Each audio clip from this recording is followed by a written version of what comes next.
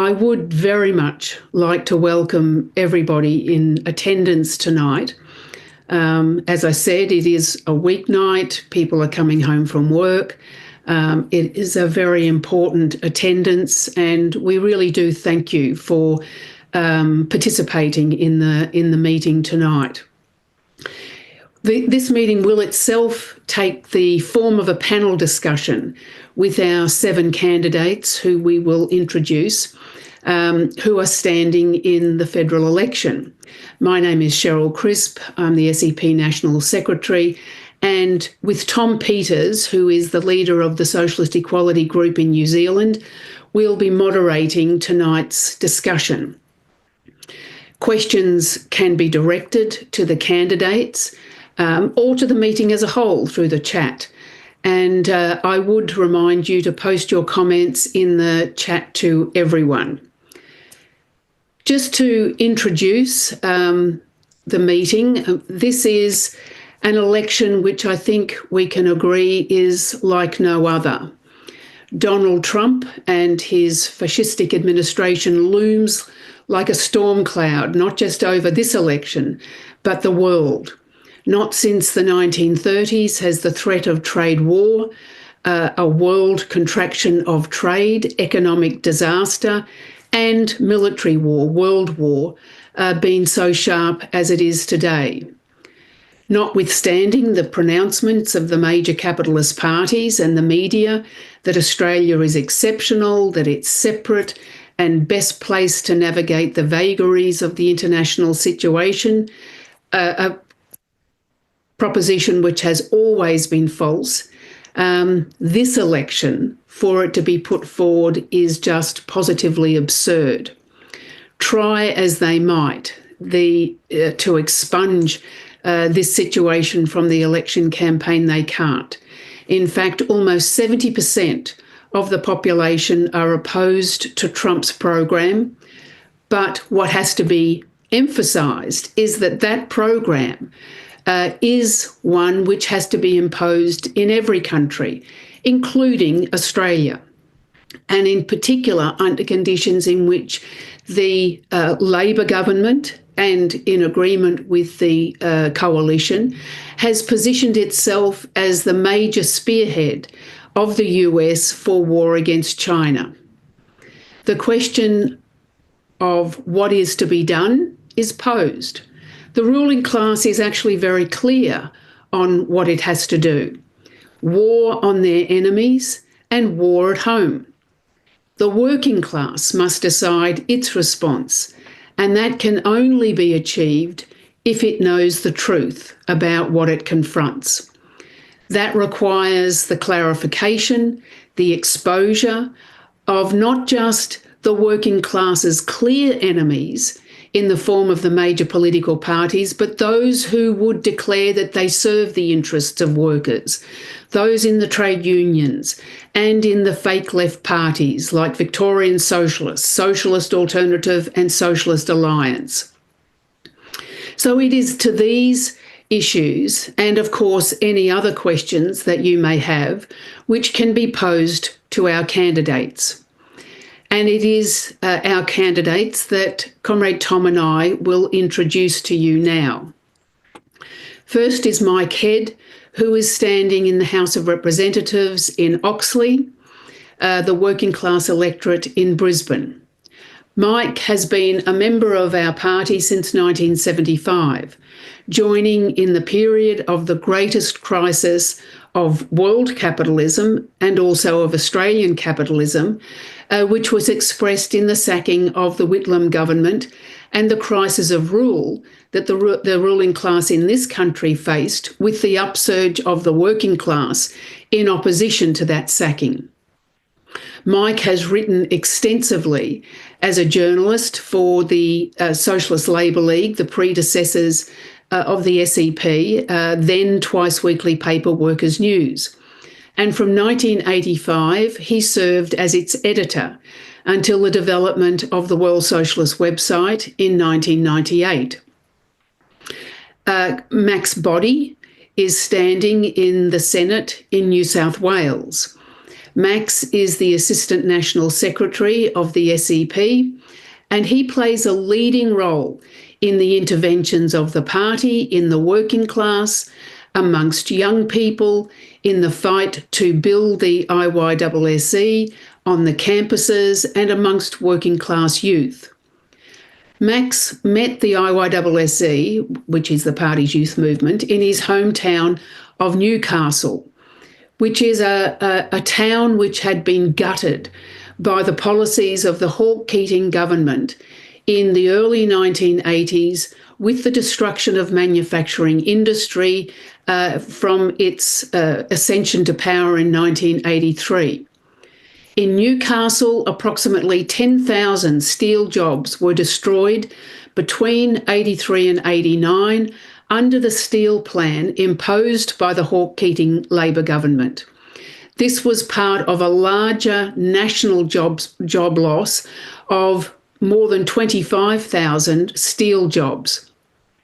Many of these jobs were directly tied to the BHP steelworks, which ultimately closed in Newcastle in 1999. Max had also encountered the organisations that we refer to as the pseudo-lefts, but rejected their appeals to the powers that be, their pressure politics.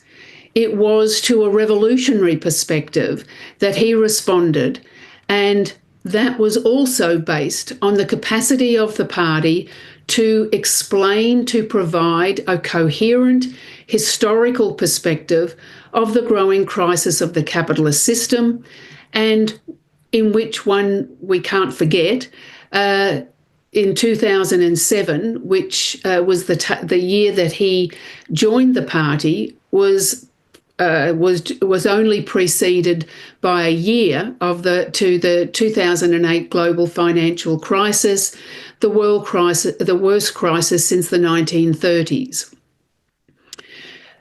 Warwick Dove, the other New South Wales Senate candidate, is standing with Max. Warwick is a retired sheet metal worker who met the party in 1983 at his factory Comenge in Sydney's West, where he was met by comrades selling workers' news. He was one of hundreds of thousands of workers facing the impact of the same conditions which were expressed in Newcastle, Wollongong, Adelaide, Melbourne, throughout the country, which was the impact of the program of financialisation implemented by the Hawke-Keating government, which, as I said, came to power in 83. This resulted in the closure of entire sections of industry, the gutting of mining, car plants and manufacturing. And it was imposed through the joint role of the trade union bureaucracy, led in particular by the Stalinists, who controlled whole numbers of areas of the unions in manufacturing and the Labor government through the Accords. He also played a leading role as a delegate in the shop committee against the sackings of workers in Kellogg's in 1995, and he has played a leading role in the development of rank and file committees. Those are three of our comrades who are standing in the election, and Comrade Tom will now introduce you to our other four candidates. Yes, thank you. And they are Keo Vongvixay. Keo is standing for the Senate in Victoria. He is a health worker in regional Victoria. He and his family came to Australia in 1981 as refugees from Laos, which had been devastated by massive US bombardment over the previous decade. And Keo grew up in public housing in Melbourne. He then joined the Socialist Equality Party in 1998 and has been active since then as a working class socialist for almost 3 decades now. He's a founding member of the Pathology Workers Rank and File Committee, which was established by workers with the assistance of the Socialist Equality Party and independently of the trade union bureaucracy, which has sought to stifle the struggles of workers across the health sector. And the role of the Rank and File Committee is to wage a real struggle against the increasingly dire conditions in public health and particularly since the COVID-19 pandemic. Taylor Hernan is also standing for the Senate in Victoria. He is a health sciences student at La Trobe University and is an environmental worker involved in habitat rehabilitation. Taylor grew up in a working class family in Geelong, and he met the International Youth and Students for Social Equality, the youth movement of the SEP, through its club at Victoria University in Melbourne. And Taylor subsequently joined the party in 2020 after being won to its analysis of imperialist war and the necessity for a revolutionary struggle against the criminal response of governments to the pandemic, and as well as the environmental crisis, the bushfires in Australia, etc. Also, Morgan Peach is standing in Victoria in the Calwell electorate. He is the president of the International Youth and Students for Social Equality's club at the University of Melbourne, where he is studying to become a secondary teacher, specialising in English and history. Morgan joined the SEP in 2019 after being attracted to its campaign to defend Julian Assange and WikiLeaks, and also was attracted to the party's emphasis on the significance of the Russian Revolution and the whole history of the struggle of the Trotskyist movement. He writes regularly for the World Socialist website on Southeast Asia in particular, and related social and political issues. And Calwell is an important electorate, a working class electorate in Melbourne that we have described on the WSWS as a microcosm of Australia's social and political crisis. It's been devastated by the assault on manufacturing, including the closure of the Ford plant in Broadmeadows, and it has some of the highest levels of poverty in Melbourne. It's also home to a large number of immigrants, and there is widespread opposition there to US imperialist wars, as well as the genocide in Gaza. And finally, I'd like to introduce Robert Creech. Robert is a traffic surveyor living in Newcastle and standing for the SEP in the Newcastle electorate. I mean, this is a very important working class centre as well in the Hunter region, which, as Cheryl has already mentioned, is an area that's been decimated by the destruction of manufacturing and mining industries by successive governments. Robert was politicised by the experiences of the attacks on democratic rights during the so-called War on Terror, and the massive transfer of wealth from the poor to the rich following the 2008 financial crisis. He joined the Socialist Equality Party in 2016 after being involved in the IYSSE club at the University of Newcastle, and Robert is a leading member of the International Youth and Students for Social Equality in Australia, as well as a regular writer for the World Socialist website. So thank you to all of our candidates for taking part in this important discussion. First of all, I do encourage all our participants to ask questions. We have got some questions that have already come in, so we will start to deal with them first, and then we can intersperse between those that have already come in and those that will come in tonight. First of all, I'd like to raise with Comrade Mike.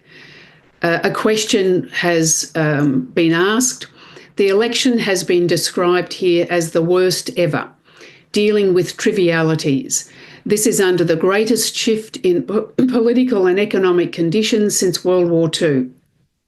What is the SEP's assessment of the election and the conditions under which it is being held? Thanks, Cheryl. Well, as you said in opening the meeting, this election is taking place under conditions unlike any of us have experienced in our lifetimes.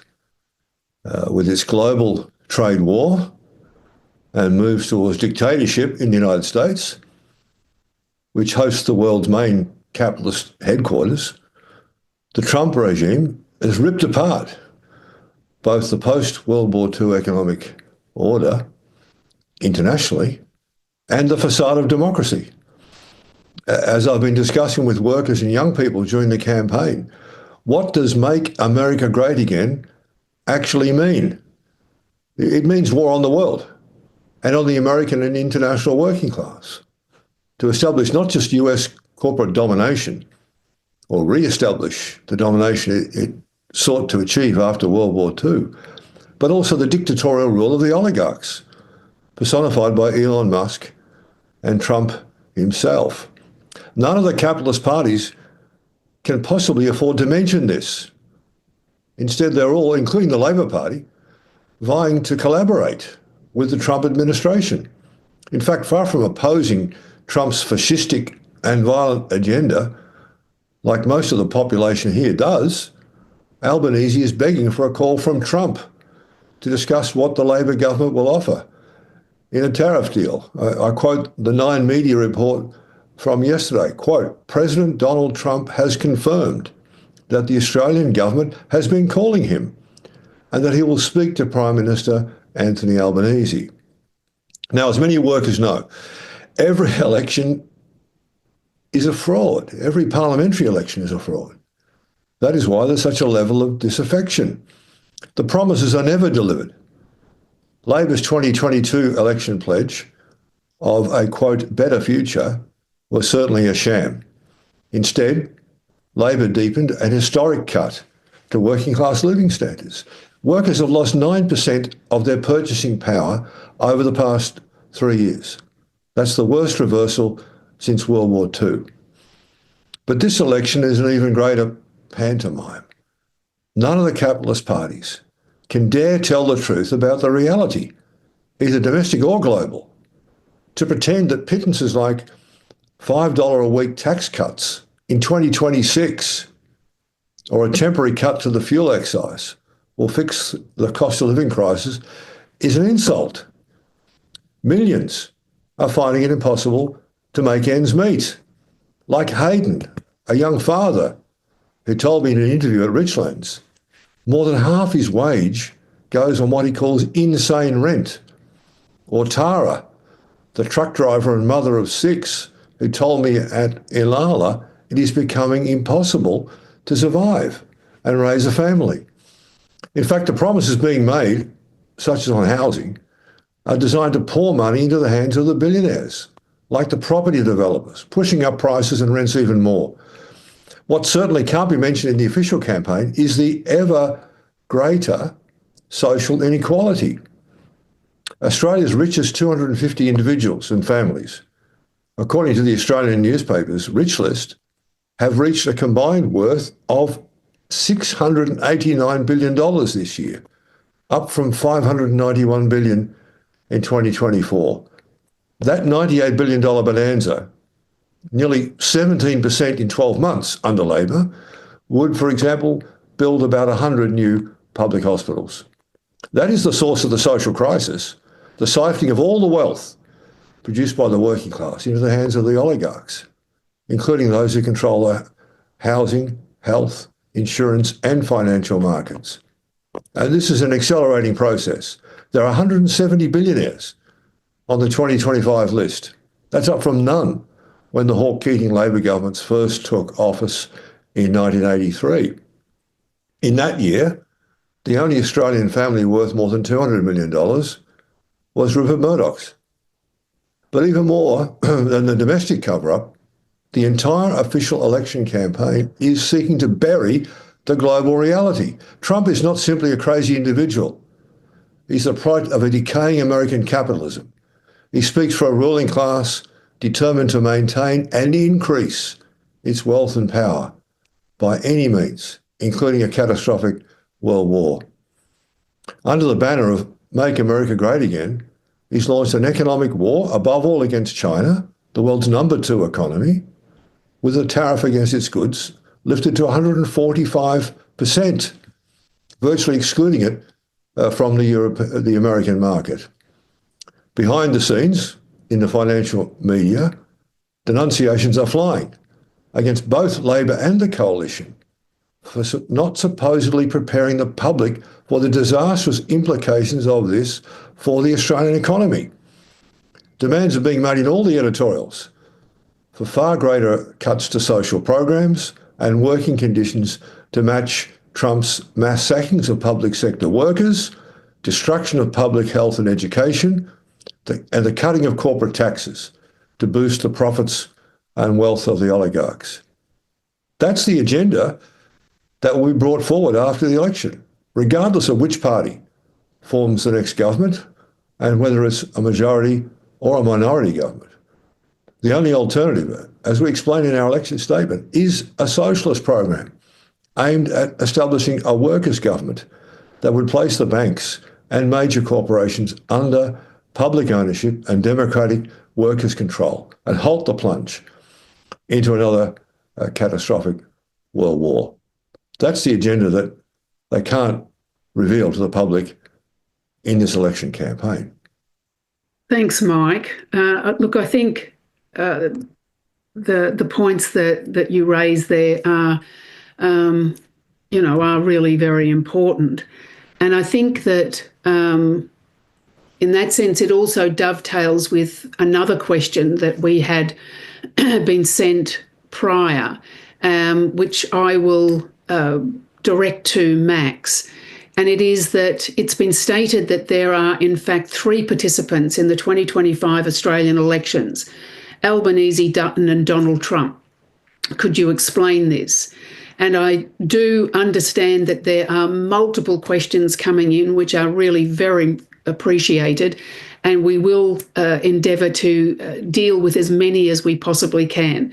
Just to let you know, if we can't, we will ensure that we answer your questions and if you give us your details, we'll send you answers, because everyone's question is important and we do want to achieve out of this meeting as much clarity and understanding as is possible.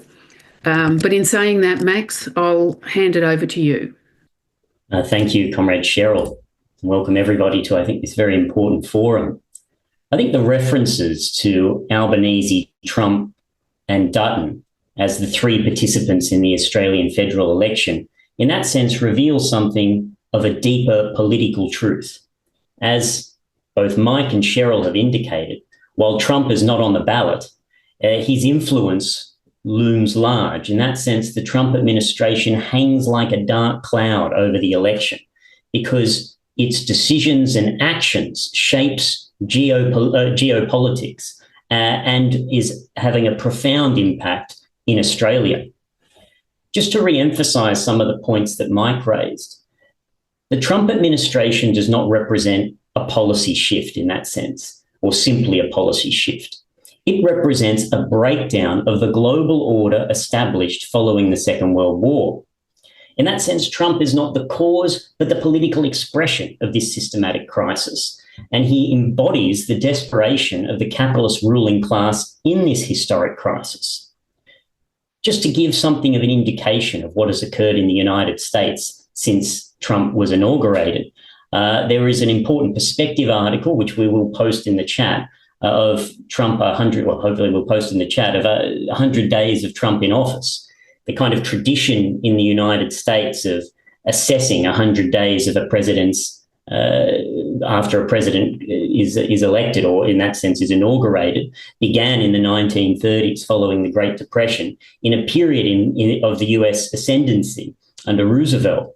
But looking at it today under conditions of Trump, it reveals really the crisis that's unfolding and what's being prepared for the working class: criminality and counter-revolution. Since coming into office, he has issued a whole series of executive orders expanding the presidential powers, and in that sense enacting what he promised he would do, which was essentially establish a presidential dictatorship. He's invoked the Alien Enemies Act, which is being used to deport masses of immigrants, including US citizens, which are being labelled homegrown terrorists and criminals. There's been the targeting and protesters over Gaza, arrests and detentions that have followed. And the sharpest expression of the attack really of judicial independence has been the arrest and public frog marching of Judge Hannah Dugan for interfering, as far as the Trump administration is concerned, with their agenda of this mass deportation. There's been the threats and purging at universities under the pretext of fighting anti-Semitism for those that oppose the Gaza genocide, propagating the big lie that anti-genocide or opposition to Israel is anti-Semitism, a global campaign that also finds its reflection in this country and was vastly accelerated by the Labor government, both state and federal.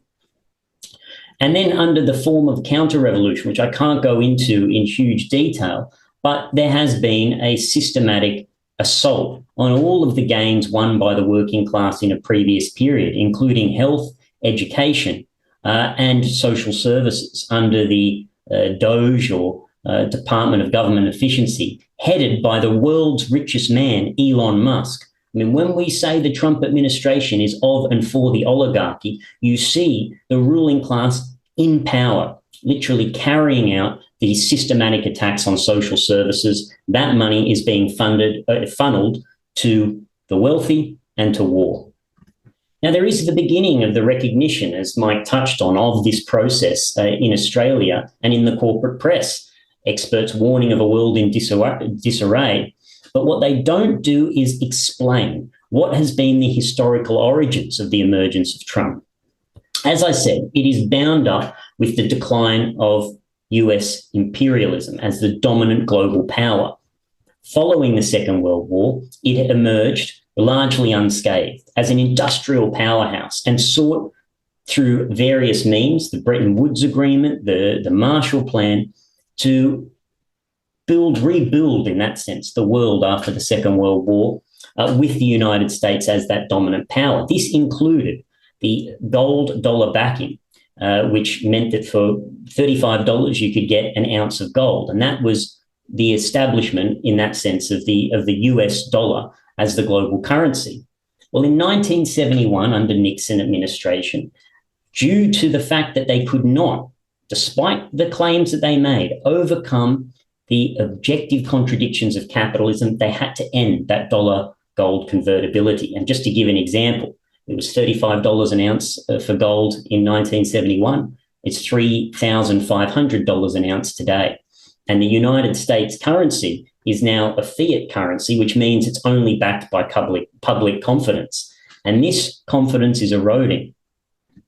Following the dissolution of the Soviet Union in 1991, the final betrayal of the Stalinist bureaucracy, the United States sought to utilize its vast military to overcome this historic decline, turning to war in country after country. My lifetime, and that of all those who are around my age, has been made up of the United States at war with one country or another, beginning with the first Gulf War in 1991, leading up to today. So this crisis in that sense cannot be solved through policy tweaks or diplomacy or one or another version of that. like the capitalist parties before the First and Second World War, the objective processes are providing the conditions for world war. And the new tariffs, as Mike also went through, are now directed at China, which shows that the chief economic rival, as far as the United States is concerned, is China. It parallels these the trade embargoes of the 1930s, these massive tariffs. And yet again, you are seeing the world breaking into rival trade blocs, intensifying war pressures. And Australia, the economy and politics in this country are profoundly exposed to this. I mean, far from, as Albanese claims, weathering the storm, the Australian economy is already in an economic slump, and many experts are saying that these tariffs are going to have a profound impact on the economy. So what is to come May 4th? That is after the election. It is a profound austerity agenda against the working class to pay for the massive military expansion that is required in order for Australia to join the US-led war against China, of which it has been orientated to for an extended period. And that's why our perspective in this election has been profoundly different. We say that there is no parliamentary solution to this. Only through the unified struggle of the global working class on a conscious socialist basis can this crisis be ended. So I'll leave my remarks there for now. I'd like to pose the next question to Robert, if possible. Robert, there's and by the way, there's a lot of questions in the chat, and thank you very much, and we'll try and get through all of them. It's great to see. But let's begin with this one. Ivy from Tasmania, I think, asks, no SEP member is running in my electorate. Who is the closest candidate to the SEP to vote for, in your opinion? And there is a related question I'll also read from Benjamin. Forgive my ignorance, but I would like to know why there are various socialist parties and why they don't just join or unite under one banner. Is this something the SEP would be open to? And there's some a further comment from Ivy in response to that as well, who points out that it is a good question, and that many of the so-called socialist parties stand for things that are actually very different to the policies of the Socialist Equality Party. For instance, Socialist Alliance and Socialist Alternative are openly following pro-Labour Party, Greens, and also Liberal Party policies. And I think, anyway, there's a bit of discussion about these points in the chat. So I wonder if you could take up this issue, Robert, of firstly, who should you vote for if anyone, if there's no SEP member running in your electorate, and then secondly, why don't all of the purported socialist parties and the SEP just join together? Well, thanks for the question, and welcome everyone to tonight's meeting. Thanks for taking part. Yes, they're both related questions. In a simple nutshell, the fact that these parties don't join together, that's an expression of differing class interests, and class interests under capitalism are antagonisms. They can't be reconciled. We're a party of the working class. We fight for its political independence. This is not something that other parties such as Socialist Alliance, Alternative, fight for. In fact, they're parties that we've given them a scientific definition, which is pseudo-left, which is that they may have socialist, even Marxist phraseology that they use at times, but they aim to subordinate the working class to Parliament, to the rule of the bourgeoisie. There's an important quote from Lenin which applies to this, actually. He says, unity is a great thing and a great slogan, But what the workers' cause needs is the unity of Marxists, not unity between Marxists and opponents and distorters of Marxism, which is what those parties are. If you look in actually their resolution documents, they say they don't hold fast and true to principles. We're open to negotiating on our program. It means they don't have principles. We're upholding the political independence of the working class. We're internationalists. That is very different to Socialist Alliance Alternative, which orientate everything to Parliament. If we don't have a candidate in your electorate, you can vote for who you want, but at the end of the day, we're fighting for social equality, to bring an end to war. None of that will be resolved through Parliament. It has to be resolved through a conscious political struggle by the working class. And that takes place before and after the election. Why won't anything be resolved in Parliament? It's an important question, which I wanted to address tonight. Parliament has to be understood in class terms. Parliament is the form of rule utilised by the bourgeoisie in times of peace. It presents the illusion of choice, that people have a choice in who leads them in between elections. But Parliament itself and the rule of law is dispensed with by the bourgeoisie under times of immense class struggle and war. And that is the significance of Donald Trump coming to power in the United States. It represents a turn to dictatorship and fascism. So we are under no illusions about Parliament. We disagree with preferential voting as well. You shouldn't have, and compulsory voting, you shouldn't have to vote or vote for people who you don't want to. But we stand in elections to provide the program and analysis of the ICFI, the International Committee of the Fourth International, and present to workers an international and socialist program. It's also a time when workers and young people are thinking about politics. They're prompted to think about certain parties, and we have written a lot on the World Socialist website about different parties and tendencies to raise the political consciousness of workers. So ultimately, we're advancing an independent program and perspective for the working class, and to unite them with their class brothers and sisters internationally. And lastly, if there's no candidate standing in your electorate, consider joining the party and becoming a candidate. We need to build this party, but that's how I'll answer that question shortly. Okay, thank you, Robert, for that answer. And I would like to pose another question which we received in advance, which is a very important one, on the issue of immigration. And I'll address this question to you, Warwick.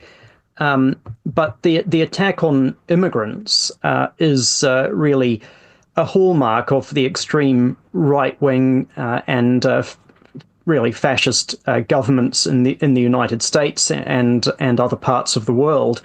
And the Socialist Equality Party has highlighted that Australian governments have really played a leading role in the brutal and illegal treatment of refugees and asylum seekers coming to Australia. And by the way, that includes hundreds of thousands of people living in Australia from New Zealand, from the Pacific Islands, China, and throughout Asia, who don't have anywhere, who lack democratic rights and face discrimination. So the question is, what is the Socialist Equality Party's position on immigration and the anti-refugee policies of Australian governments, and how this is being used in the election campaigns by all of the capitalist parties? If you could comment on this, please, Warwick. Yes, thank you, Tom. Very important question. And I think workers who have any experience in the workplace in any of the suburbs, particularly in the industrial areas where large numbers of migrant workers have come, it's a topic which during our campaigns I'm sure all the candidates would have been able to discuss, because every worker who's ever come to Australia over a long period have there's often been put forward that the influx of migrants is something that affects the working conditions, the living conditions, the wages of the current workers that are here. Now, the Labor Party in particular, has a long history of this divide and pit worker against worker. I mean, they, from earliest days, backed the idea of the White Australia policy, where only, workers of Anglo-European descent would be considered for, a suitable migrant for Australia. And I think the party's position is, from a Marxist and a principled position, the workers should have the right to live and work wherever they wish. One of the reasons that so many workers are forced to flee dictatorship, poor conditions, is, the method of production and the life conditions that capitalism imposes on the backs of workers. I mean, workers have never been brought to Australia to give them freedom, democracy, and a better living. They've been brought to Australia to be suitable for exploitation in industry when necessary, be it manufacturing, car manufacturing, the industries of the building industry. Wave after wave of worker has, come to Australia only to find that although the appearance of a better living, immediately their income is sucked away by high rents, high costs of living, mortgages, and all the pressures that workers currently here have to deal with. I think the same workers of the world confront the same thing in every country. I mean, it's Trump's attacks on immigrant workers. In Britain, there's been layers of immigrant workers attacked. The workers in parts of Europe, particularly Germany at different times, have had the idea that, migrants are not suitable, they won't assimilate. And it's been used to divide the working class and, keep disunity and expand disunity when necessary. The trade union bureaucrats in all these countries are heavily involved in, encouraging this role. I mean, in Australia, the Trumpet of Patriots outfit under Clive Palmer, is heavily into that, with Trump-like promises of all sorts of things being fixed. As ludicrous as free education under capitalism, free TAFE training, all this is supposed to be able to be available, and they linked that with the idea that the country's falling apart because of overpopulation via immigration. I mean, it's a divide and conquer policy, and it's something that socialist, Marxist workers have to be sharply and critically against. We have a principle that workers, have the right to be where they are, should have full citizenship and democratic rights. And in a period like today, as we can see from Trump, those things are under attack. And just as a point of interest from some of their campaigning, even workers who've got parents who are migrants can say the country is full, but historically every older worker knows that at different periods of migration, be they from, the Mediterranean regions of Europe, other countries in Europe, throughout Southeast Asia, the Middle East, there's always been a wave of combination of right-wing reaction, when necessary, Labor jumping on the same bandwagon to blame the workers from other countries for the economic problems that the political leaderships of the day are trying to impose on the working class as a whole. And I think, there's some of the points that, that we raise in discussion with workers and to fight to clarify, what racism and nationalism in particular that the ruling elite fight for, the idea that the Australian, country is better, it can't absorb more people. I mean, this is all, a political recipe for disaster if the working class are entrapped in this, and workers should not have any bar of such, political backward and, regressive conceptions as, racism and blaming migrants for problems. Thanks, Warwick. Look, there really are some very important questions, and we do thank you. I think we'd like to deal with the question from Chadranka, who has asked what concretely can the SEP do to prevent or stop the spreading of fascism in Australia? Is there any other party in Australia which could do the same? Now, this also dovetails with a question that was raised previously about the development of extreme right-wing layers in the course of the election campaign. Clive Palmer's trumpet of the Patriots, other billionaires like Gina Rinehart are demanding a Trump-like regime, denouncing Labor and the coalition for not going far enough down that road of war, social reversal and dictatorship. Why has this happened? And the other question, which in that sense highlights this as well, is in this election, the Greens and the pseudo-left are raising that Labor is a lesser evil. And however bad Albanese's government may have been, it is necessary to prevent Dutton's election. Some of them raise the fact that Dutton is a right-wing figure who has previously expressed some affinity for Trump. How do you answer this position? Comrade Taylor, who has been introduced as one of the candidates in the Senate in Victoria, he would like to address those issues. And we will, and I know there's numbers of comments about the Victorian Socialists, what role they play. We will address those questions. But Taylor, I'll hand it over to you. These are very important questions, and certainly, they are, they can be complex. It's a bit to deal with, but I think they do really dovetail together. These three questions, and the question about Clive Palmer and the trumpet of Patriots, and Warwick, pointed to this party, and also the question of others like Reinhardt. These layers are demanding a Trump-like regime, and even denouncing Labor and the coalition for not going far enough.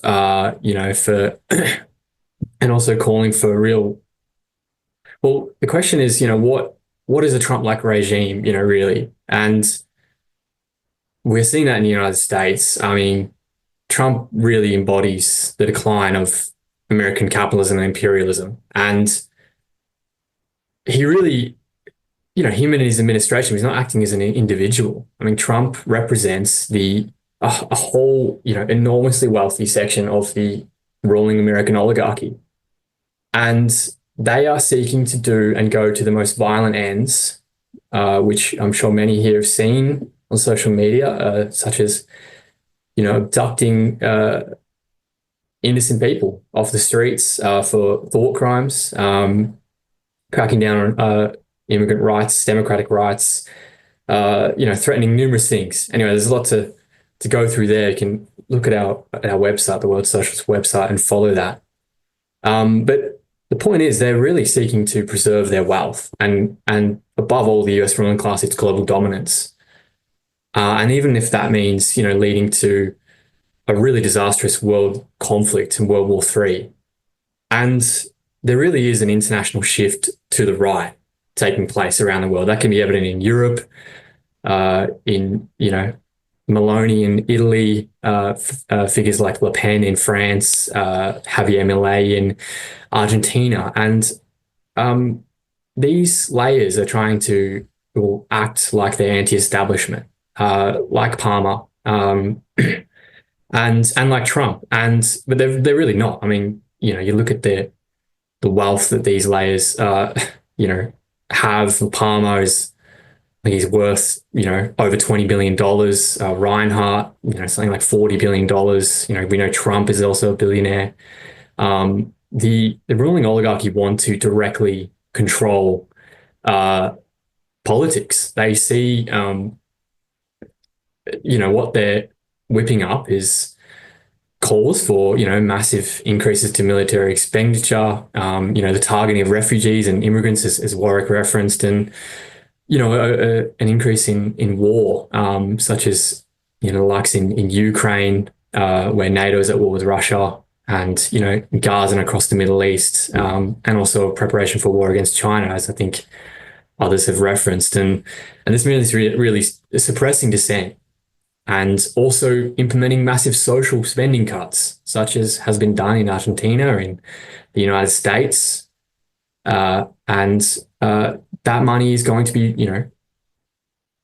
sent to war, into, funding military operations. And the Palmer and Reinhardt, for instance, they see the decline in the support for Labor and the coalition. They're trying to, jump on that and, try and, grab votes in that sense. And they know that these two parties may not be able to achieve majority government. I'm sure they're thinking of ways to, prop it up. But look, Reinhardt has, for instance, called for similar actions to the Department of Government Efficiency, which is led by Elon Musk, and they're calling for, massive social cuts to education, welfare. That's, already taking place in the United States. For corporate tax cuts as well. That will, that's what the ruling elite want here. And they want to make Australia great again. But it's not for the vast majority of people. It's for the oligarchy and for the wealthy. And I think the question of whether there'll be fascism in Australia and how to stop it, I think, it's fundamentally a question of the quality of the leadership that can be developed within the working class. I mean, that's what we're fighting to develop. What we insist is that war means fascism and dictatorship, much like it did in the 20th century. And, what is taking place is a turn to total war by, imperialist governments, including the Australian government. And, what these layers are, really right-wing layers, are trying to whip up is extreme nationalist sentiment, anti-immigrant sentiment, and these are, very much associated with fascism. And as Robert said, I mean, parliamentary rule is a fig leaf, and they are preparing to sweep it aside. And we've insisted that whatever party comes to power, they will implement the interests of the ruling class, and that means imposing authoritarian conditions over the working class here. And I think in terms of the question of lesser evilism as well, I mean, the Democratic Party in the United States, it really paved the way for the really fascistic Republican Party to come to power by offering nothing but more war and social cuts for the working class in the United States.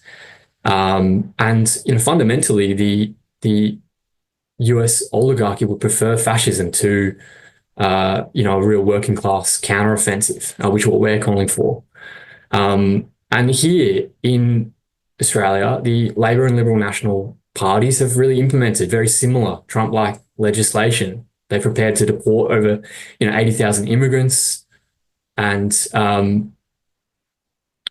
Gina Reinhardt has also called for an increase to GDP military spending to 5%.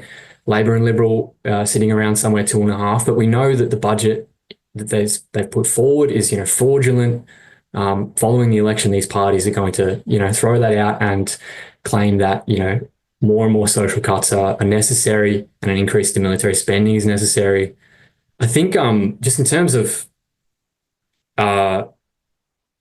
what has been developed here previously, in terms of turning to dictatorial forms of rule, I would like to point to one thing that did, I think, a very significant development which happened just around the start of the pandemic in March 2020. Scott Morrison, who was then the Prime Minister, now the ex-Prime Minister, he worked with the Governor General, David Hurley, to take on, and secretly, 5 ministerial positions, which would have given him vast powers over the national state in Australia. And, what that really expressed was a deep fear that mass opposition would erupt. And, they still very much fear that, the power of the working class. And I think fundamentally, the question of, how do we stop fascism? Well, workers have to draw the lessons of the role of the Labor Party and also the trade union bureaucracies. Now, the Greens, the Vic Socialists, they defend the very organs which have suppressed the working class struggle decade after decade, especially since the 80s. I know Mike referenced Bob Hawke and Paul Keating and their privatisation drive, vastly attacked the working class and its conditions, and Labor has led that. The Labor Party has led, stabilised capitalist rule in Australia again and again, even during World War I, during the 1930s and the Great Depression, during World War II, and so on and so forth, as, Bob Hawke and Paul Keating carried out mass privatisation. And, the Accords under the Labor Rudd government were brought in, in assistance with the trade union leaders. They brought in a very anti-democratic workplace laws that, really effectively ban the right to strike outside of very restrictive bargaining agreements for workplaces. So, what we insist is that workers have to draw these lessons. They have to understand how Labor and the trade union bureaucracies and the Greens and Vic Socialists, who prop them up at every strike, have, undermined the dissent that workers, the anger, that builds up in the working class, and have really ensured a methodical deterioration of living standards of the working class. We really do think the Labor Party has a real primary political responsibility. It really flies in the face of what is being claimed by the Greens, by these other pseudo-left parties. And I think I just quickly will point to the fact that Labor is a party of big business, like the Liberal National Coalition, and both these parties support the genocide in Gaza, the most horrific form of imperialist barbarism taking place today. I mean, it's Holocaust level conditions, and the Labor Party has led the crackdown on opponents of the genocide. There are many individuals our party is sought to defend, but this is really an international process. The ruling class here, its representatives in Labor are really leading this crackdown, and we think that fundamentally the fight against fascism, the fight to stop genocide in Gaza, cannot be done within the confines of the parliamentary setup, and the role of workers and youth here, they have to help us, build an alternative, help us develop, in particular, the consciousness of the working class, help us build these meetings, help us, build politically independent rank and file committees that provide space and for workers to discuss what is taking place internationally, to really work through the history of these capitalist parties, and to organise a real general struggle, not just in any one workplace. So that's the problem with the trade unions. They isolate worker struggles to any one workplace. We need a struggle across borders. The transnational corporations exploit the world on an international scale. Workers have to fight back on that level, on a global scale. So The question of defeating fascism really comes down to overthrowing the capitalist system, which we think has a serious urgency. We have many questions and comments in the chat relating to our opposition to the Victorian Socialists and similar groups. I won't read through all of those questions, and points that are being raised, but it is an important, very important issue. And I think David asks, are we saying that Victorian Socialists are a false left group? Are we suggesting that they are right wing? Do they hold no value to the working class at all? Should they be completely dismissed? There are some other comments along those lines and replies in the chat. I think, we did have another question similar to this, which is that one of the characteristics of the Australian election has been, for the first time, really, the Greens have presented a military policy which is calling for $4 billion to be spent on drones and missiles. This is, the party that is supported by the Victorian Socialists as well as Socialist Alliance, another similar pseudo-left group that is standing in the Senate. In the case of Socialist Alliance, they're calling for halving the military budget. This is all, in the context of a campaign where the question of the genocide in Gaza is barely being discussed, is completely avoided by the official capitalist parties, and the issue of militarism has come up, and is, the military buildup is supported explicitly by the Green Party. So I think it would be good if perhaps Morgan, you could take up this question of what exactly is our position on the Victorian Socialists and similar pseudo-left groups, and why are we describe them? Why do we describe them as pseudo-left and fake left? Thanks, Tom. And I think it's not surprising that this issue has generated so much discussion. The pseudo-lefts, and in particular Victorian Socialists, have had a very prominent election campaign. And, these are under conditions, as others have gone through, where, there's immense anger towards the major parties. There's a real, hostility more broadly towards capitalism, towards the world crisis that confronts workers and young people, the danger of war, of fascism, austerity, climate change. And within that situation, increasingly, workers and in particular young people are looking towards alternatives and are becoming interested in socialism. I would just say bluntly that Victorian Socialists have nothing to do with socialism whatsoever, and have made the sort of focal point of this election campaign of theirs to promote Labor and the Greens as lesser evils, and to insist that they can extract reforms from the government, over the question of housing and the cost of living.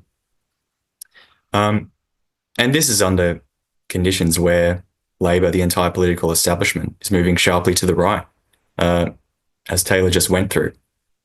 Labor is overseeing the deepest cuts to education, health, social services since the end of World War II, and is actively involved in the genocide in Gaza. It has blood on its hands. It's not simply a passive bystander. It is just as responsible for this mass murder, these crimes, which are, really recall the crimes of the Holocaust more than anything else. They're just as responsible for this as Netanyahu and the IDF. They've played a critical role. And also, Albanese is lining up with Trump. There's really on all the fundamental questions, Labor is really indistinguishable from the coalition in this election. And so for the Victorian Socialists to suggest that Labor is going to buckle under pressure from a so-called socialist in Parliament, this is a complete fraud. It's not that Victorian Socialists are well-intentioned or simply mistaken that they're part of the broad left along with the Socialist Equality Party, but just simply have a wrong tactic or something like this. There's an immense gulf between the pseudo-left organisations and us. And the reason for that is that these are tendencies that are based on and really oriented to layers of the upper middle class, very wealthy layers in academia and the trade union bureaucracy that are trying to advance their own interests within capitalism. Behind all the socialist rhetoric, behind all the radical activities, they defend Australian imperialism. And they have a record of doing that. We have limited time, but I think it's really important to go through this. Victorian Socialists are the electoral front of Socialist Alternative, which has a history of supporting wars led by US imperialism, in which the Australian government has been involved in. That includes Libya and Syria, which they described as revolutions, promoted Al-Qaeda-linked forces as revolutionaries. These were CIA orchestrated regime change operations, criminal wars of aggression which destroyed entire societies, and Socialist Alternative were some of the most active cheerleaders for them. They've also supported the US proxy war against Russia in Ukraine. This is a war that directly risks nuclear conflict. It's brought the United States and Russia into direct war. But Socialist Alternative is defending the fascistic regime of Volodymyr Zelensky as a democratic, little Ukraine against the evil Russian aggressor. It's defended this government to the hilt, under conditions where the Australian government and the United States have been funding it. They've also legitimised the military build-up against China by promoting lies that China is an aggressive imperialist power in this region, has to be countered. So I think, this sort of history really has to be taken into account. And, we're standing in this election, as others have said, not primarily to gain votes, although we welcome that. We stand in the election to provide a socialist alternative to the entire establishment, to the entire official campaign, but also to raise the political level of consciousness among workers and young people who are moving to the left.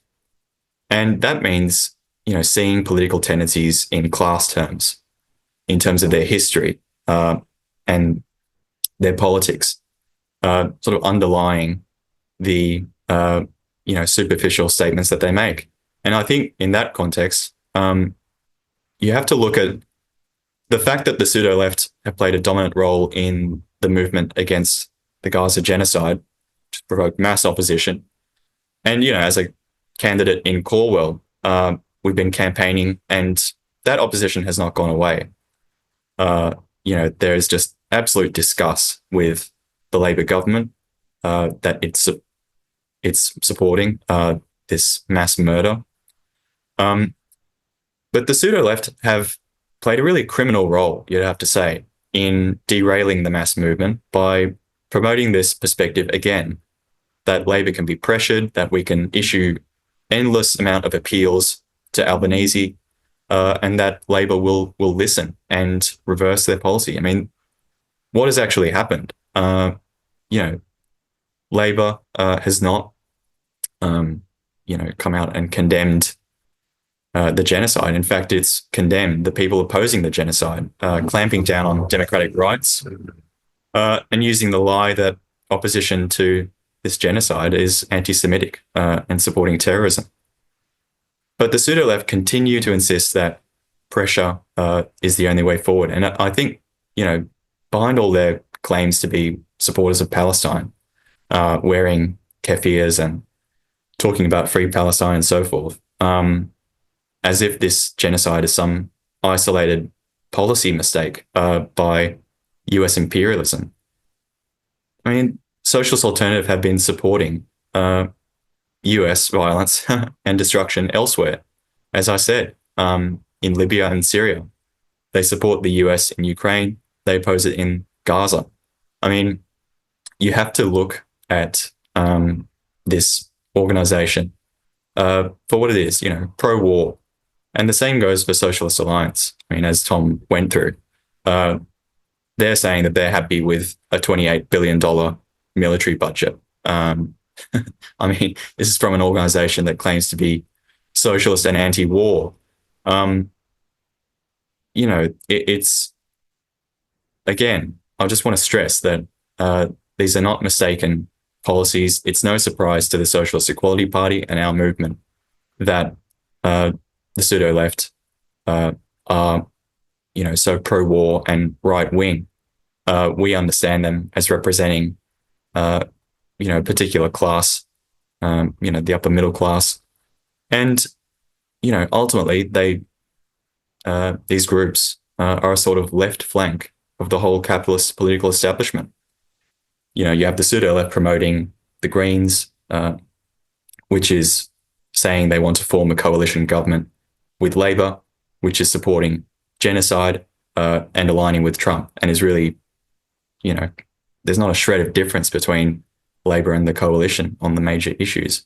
So you have this sort of chain of command where the pseudo-left is playing a very pernicious but critical role as far as the ruling class is concerned in corralling the mass opposition that emerges and trying to neutralize it.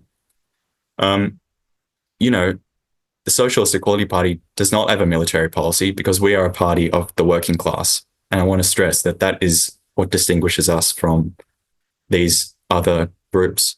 I saw a comment in the chat that all the leftist groups are moving to the right. Well, we are not.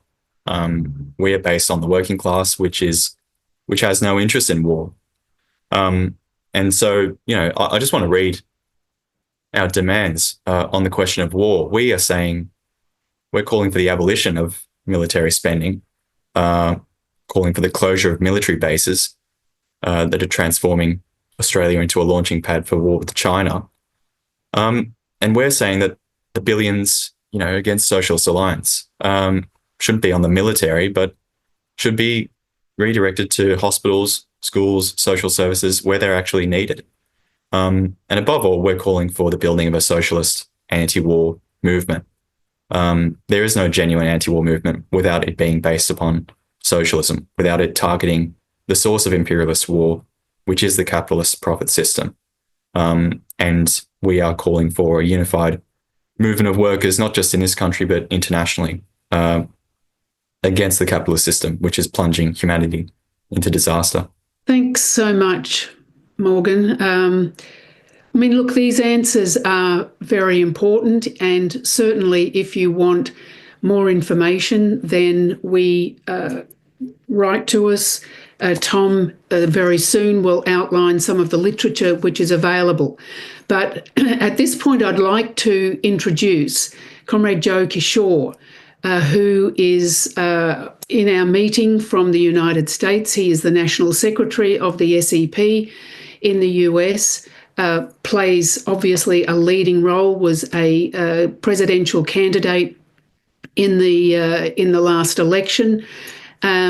And he has very kindly agreed to make a few comments and remarks about the situation in the United States. So I'll very happily pass you over to Comrade Joe. Greetings, comrades, and thank you, Comrade Cheryl. I just been listening to the discussion. It's been very interesting, and I think the answers given to very important questions have been very strong. I just make a couple points about the political situation here, which obviously is of international significance. The old line used to be that if the United States sneezes, the world catches a cold. One might, perhaps in characterizing the present situation with the rise of Trump, ask what happens to the world if the United States catches a flesh-eating virus or gangrene. The global implications are enormous, and the question of Trump, the rise of Trump, looms over the politics of every country, because it's the politics of American imperialism.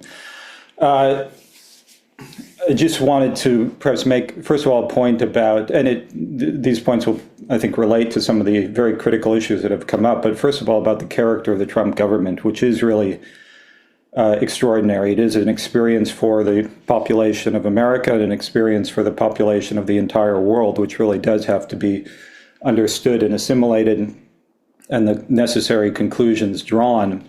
But Trump, and we just passed 100 days of the new administration, it is implementing a systematic policy of dictatorship.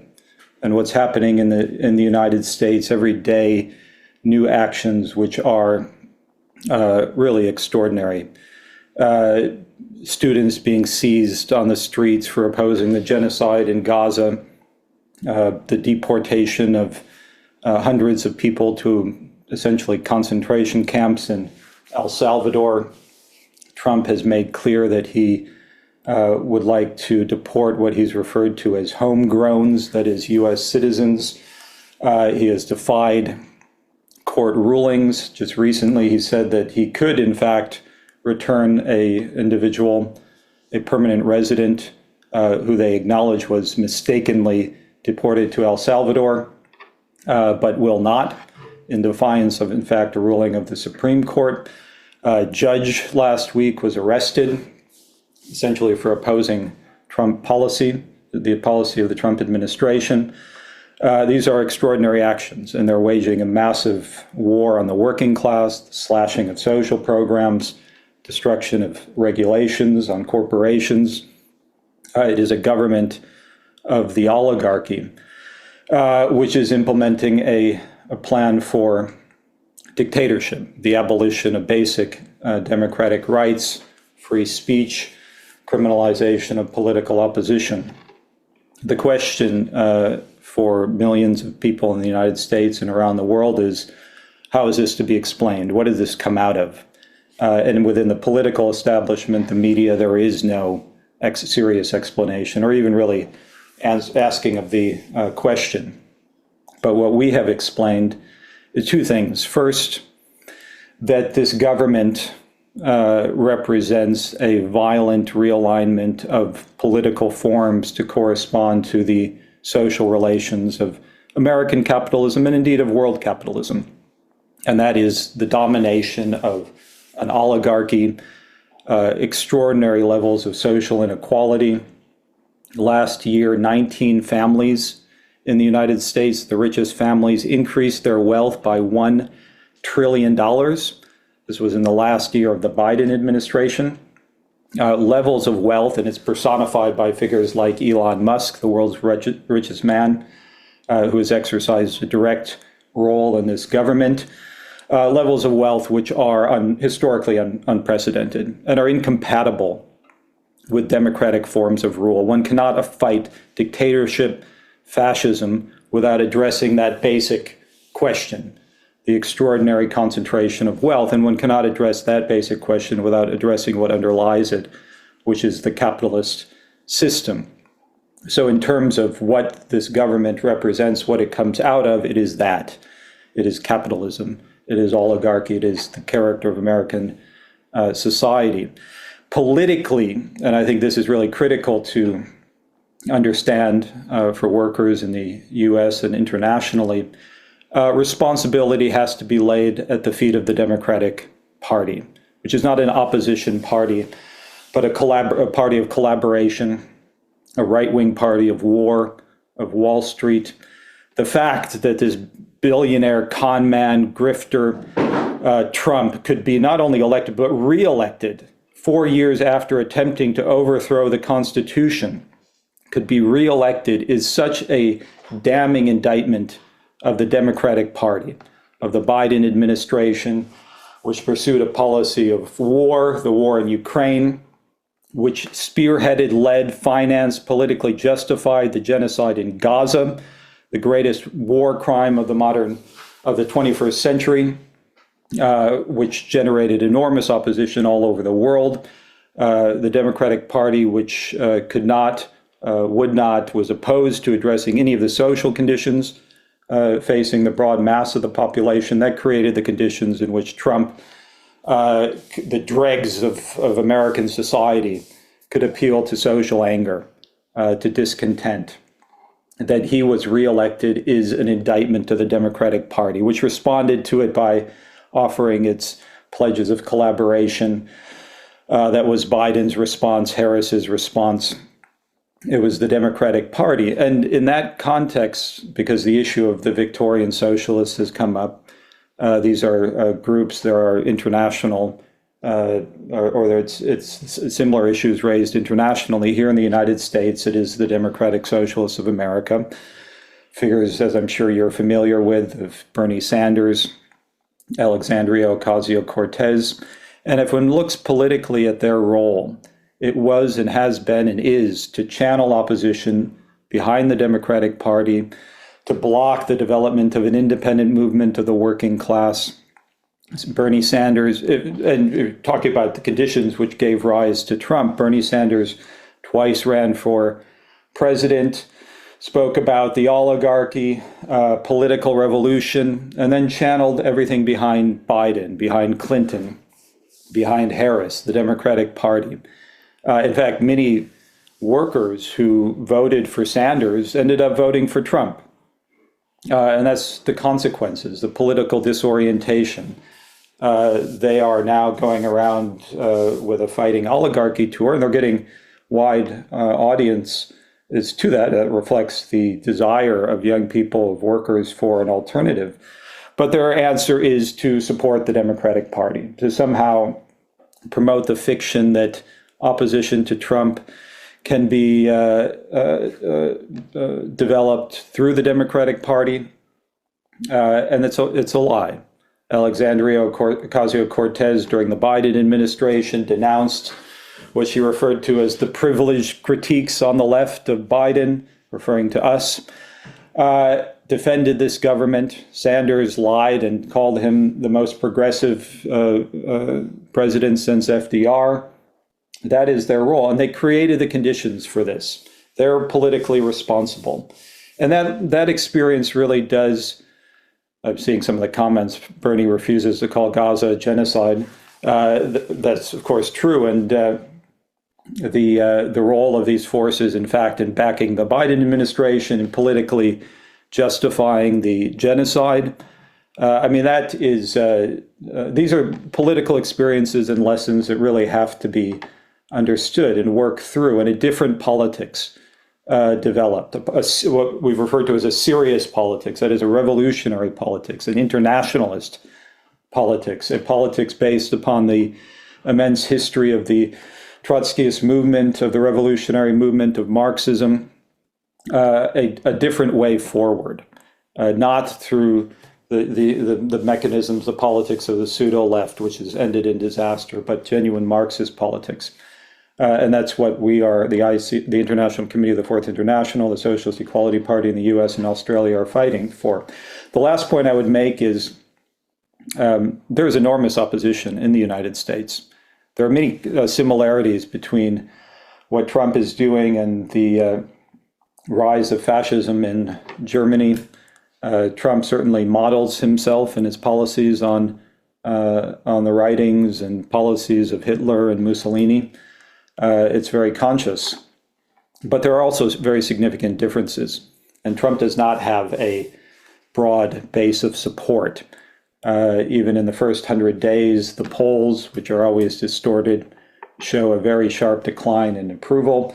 More significantly, there have been, although they are covered up in the media and by the Democratic Party, protests of millions of people in the United States against this government over the past 2 weekends. There are also protests organized today on May Day, the day of international working class solidarity. There is enormous opposition, and millions of workers and young people are asking the question, well, what is the way forward? How can this government be fought? And again, that is a question which is really arises in every country. What is the way forward? Workers are looking for a perspective, and that's a perspective that has to be fought for through the building of a political leadership. There is an enormously powerful social force that can stop this government, can put an end to imperialism, put an end to fascism, dictatorship, put an end to inequality. And that social force is the international working class, united across countries, united in the process of production, as the ruling class promotes the most vile forms of nationalism, engages in scapegoating of immigrants in every country, to divide workers against each other, promote the myth that the enemies of workers in the United States are the workers in China or Mexico. And of course, similarly, what the ruling class does in Australia. The ruling class is promoting these divisions in order to divide workers against each other. But the working class is united objectively in the process of production, and it has to be united politically in a socialist movement, a powerful political movement against the whole capitalist system.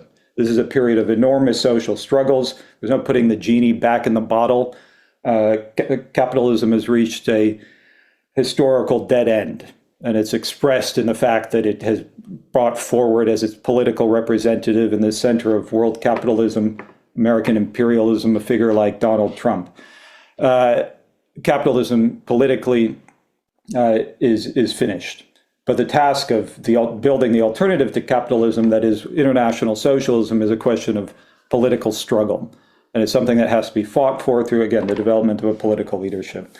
So those are just the points I want to make. I send my greetings and solidarity on May Day, at least here in the United States, to this very important meeting. Encourage everyone attending to certainly vote for and support the SEP in its election campaign in Australia, and to join and build this international movement for socialism. Thanks very much, Joe. And, they are a very welcome and unexpected, but very welcome contribution and comments, which have provoked a great deal of discussion. So thank you very much for taking the time to do that. And now we just want to ask a final question to one of our candidates, which is, this is for Keo. If you could speak briefly about the SEP's position on the COVID-19 pandemic, and perhaps specifically explain, as a health worker, and a socialist, what it has been like during COVID-19 for you and your co-workers, and what has been the response. So, Keo, if you could address that issue, please. They're saying that COVID is over, but, as we know, as health workers, and, we see with our own eyes that it's far from over. I mean, the policy that's pursued by the ruling class in this matter is criminal. It's profit over lives. It's, killed over about 30 million people and about 400 million people suffering from long COVID. And the policy from the start is always, human lives secondary to profit. And you can see that question of herd immunity, which, was coined by Boris Johnson, let the body pile high. And, and from there on, it was, push. And you can see the whole, lockdown, all the measures and all that was implemented because workers were, protesting and fighting to try to save themselves and their family and so on. Well, been systematically broken down, with lies after lies about, in school, kids, don't get COVID. In that way was to push the teachers back to work, kids back to work, because you can't have, parents at work when they're at home looking after their children. So you can see, as a pathology collector, I went through a lot of that process right from the start, how unprepared the whole system was, even though it's been warned by scientists for many years of the potential deadly outbreak of pandemics. And when it happened, there was just nothing in place. We didn't have masks, we didn't have gowns. There was all sorts of different issues that had come up. An estimated 115,000 workers, health workers, died in the first year of the pandemic. At my workplace, we had the condition where you had, patients who were vulnerable, immunocompromised, including staff as well, all mixed up in one area, breathing in the same air, which we all know that, COVID-19 is an airborne virus. So we were concerned about that, and we were, asking the union. We went to WorkSafe, went to the company, because we didn't have any air filters, and we still don't have any air filters. So we fought them, and I've established a rank and file committee at my workplace with the party's help to put our position forward. We published articles, and we went out to other workers, and that work is still continuing. I certainly would, urge people to set up their own rank and file committee, fight for the independence of the working class, fight for your rights. Part of public health, as our position is that, for one, it should be fully funded in every way. And, fighting a pandemic, you need an international, organised, scientific understanding of what it is and how to deal with them. And China, in the pandemic, showed that it can be done.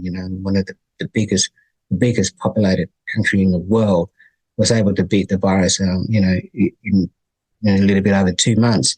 So, but the problem they had in China was that, it was based on the nation state. You can't resolve this global pandemic within the nation state. They succumb to the pressure of the capitalist system, fighting for the reorganize, to have the economy back at the cost of millions and millions of lives. So we're saying that, anything has to be done on an international basis based on scientific truth and fully funded.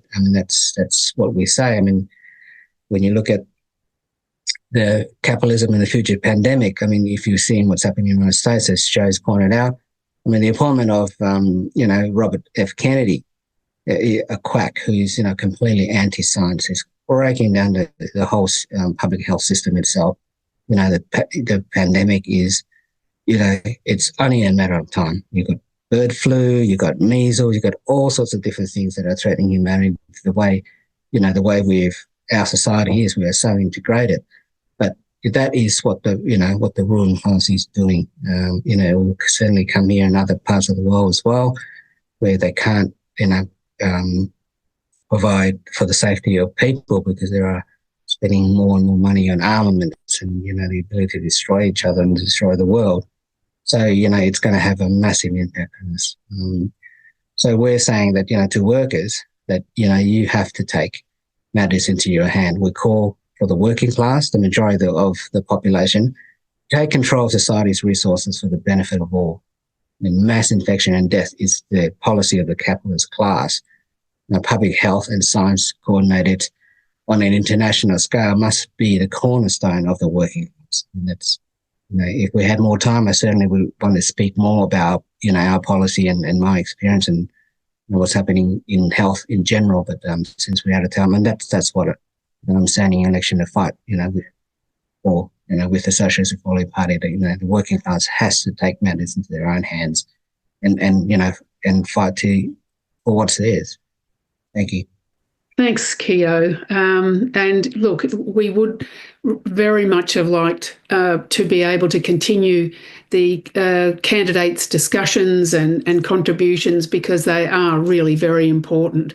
Comrade Max now wants to just present very quickly the how to vote cards. Yes, and I'll do it quickly. I think it's been an important discussion. And if everyone can see on the screen, There is an outline of how to vote. I have this we have it ordered in different states. So in the New South Wales, in the state of New South Wales, to vote for the SEP, myself and Comrade Warwick in the Senate, you need to vote above the line. You can vote below, but the easiest way is to vote above the line. Vote 1 for Group B, which is our group. You won't have a name next to that group. As you can see, there's an example in the bottom left corner. Vote 1, Group B, and then you must number 2, 3, 4, 5, 6 above the line across the Senate for whoever your other preferences are. You must do that to cast a formal vote. We will also send this out via email after this meeting so everyone can have a look as well. For Comrade Robert, who is standing in the division of Newcastle, if you live in the division of Newcastle, to vote for Robert, you vote 1 next to his name. Creech Robert is the order it will appear in the House of Representatives, and then you have to place numbers 2 to 8 in the other boxes. Again, you must place those other numbers in order for it to be a valid vote. So you must make those preferences. You can order them however you want, but vote 1 for Robert and vote 1 in Group B. The next is in Victoria. You'll see for Comrades Keo and Taylor, you must vote 1 above the line, Group G. And then number again, 2, 3, 4, 5, 6 above the line for it to be a valid vote in the Senate. There's an example there as well. And it's the same for Morgan. If you're in the division of Calwell, you can vote for Morgan, vote 1, and then you have to do, I think there's 13 candidates in Calwell, one of the largest actually for the House of Reps. But you have to label all the others, 1 to 13, but vote 1 for Morgan. And finally, for Oxley, again, if you're in the division of Oxley, vote 1 for Mike Head, or Head Mike, as it will appear on the ballot paper, and then number the rest 2 to 7 in the other boxes for the division of Oxley. Just finally, everyone, I want to remind you or draw your attention to the fact that the International Committee of the Fourth International is holding its annual International May Day online rally this weekend. That is on Sunday at 5 a.m. Australian Eastern Time.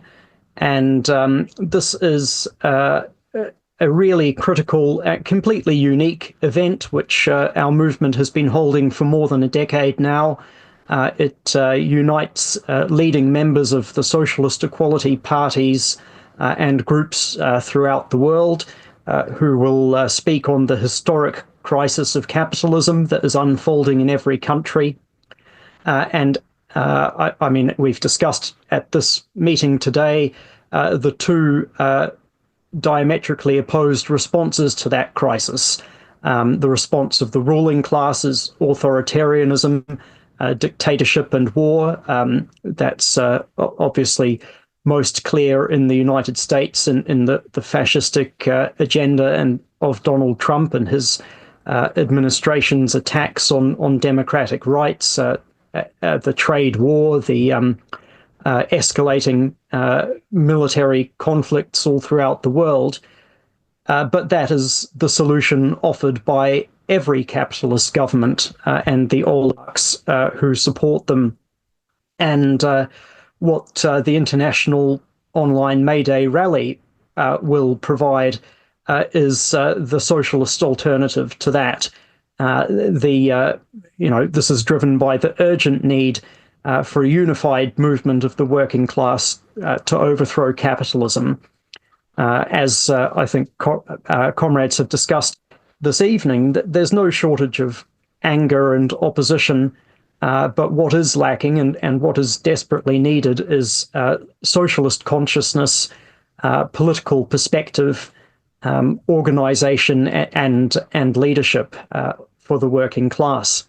And so that's the significance of the May Day rally, which I urge you to attend on Sunday morning. The point that I wanted to raise, and I'm only reiterating what Tom and Max and Joe and all the comrades have raised, and that is that the issue that really anybody who agrees with our perspective, the program of socialism, of the international unity of the working class, the necessity to build a leadership is never more urgent, never more evident now than any other time really since the 1920s and the 1930s. And I would urge you, there's no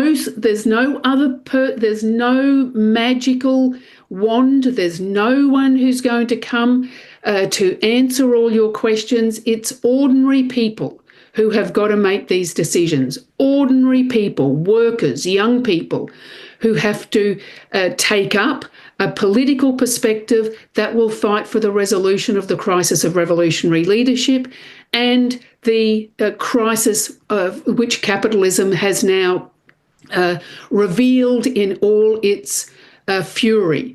And so what I would ask and urge with the end of this meeting, and thank all our candidates for their contributions, the answers. I thank you for your participation, the questions, the comments. They have been very important. Is continue the discussion with us. Make contact with us. Develop a relationship and join this movement. So I thank you, and also vote for us on Saturday. Authorised by Cheryl Crisp for the Socialist Equality Party, Level 1/457 to 459 Elizabeth Street, Surrey Hills, New South Wales, 2010, Australia.